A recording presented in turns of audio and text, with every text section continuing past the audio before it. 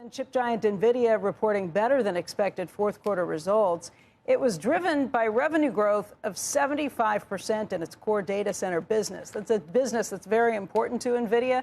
They control about 95% of that market. They see profit margins or gross margins of 75%. They are the 800-pound gorilla and then some when it comes to all of this. And we spoke with Nvidia CEO Jensen Huang about that revenue growth and AI chip demand first on CNBC. Demand is really strong and it's diverse. It's coming from all over the place. At the core of it, Becky, what's happening is that AI just went through its third inflection. The first one was 2 years ago with ChatGPT.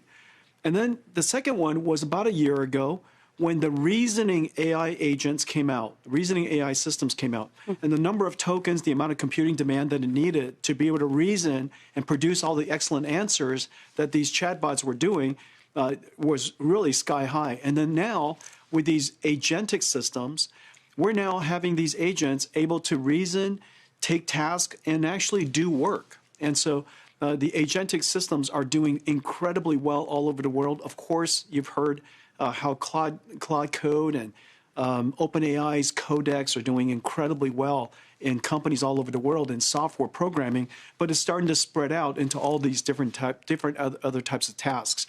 And so at the core, it's because AI has gone through a new inflection point and the amount of computing demand is off the charts. Well, let's talk a little bit about your customers, too, because you did say that the big companies, the big hyperscalers, actually increased the amount of spending. And I think they make up about half of the spending that went into the data center segment in particular.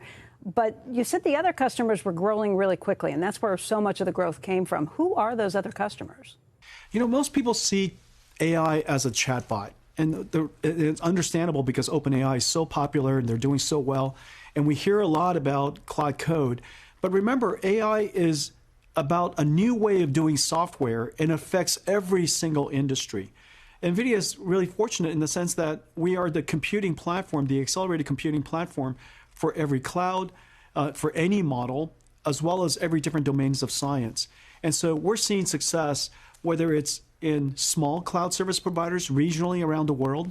It could be an enterprise. Our big partnership with Lilly. We have many others. Car companies that are building autonomous vehicles. The robo-taxi era is coming. And so there's a whole bunch of computing being built for that.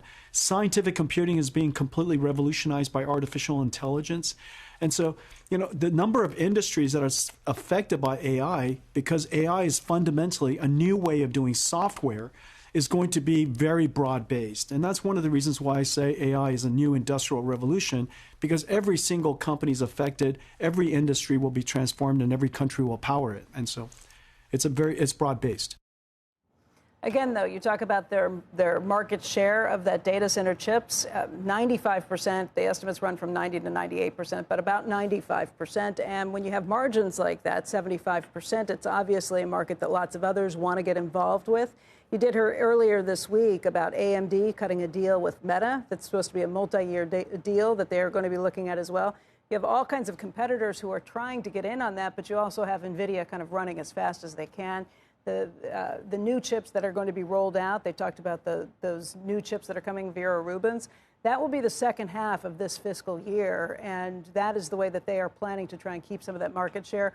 We'll show you more excerpts from this interview a little later today, just talking about the competition they're facing, talking about what he sees with the SaaS apocalypse, or whatever you want to call this, just where those SaaS companies are really under pressure, because you also heard a report last night from Salesforce. That stock was trading a little lower on some of these questions, but we'll get Jensen's take on whether this is overdone in the market.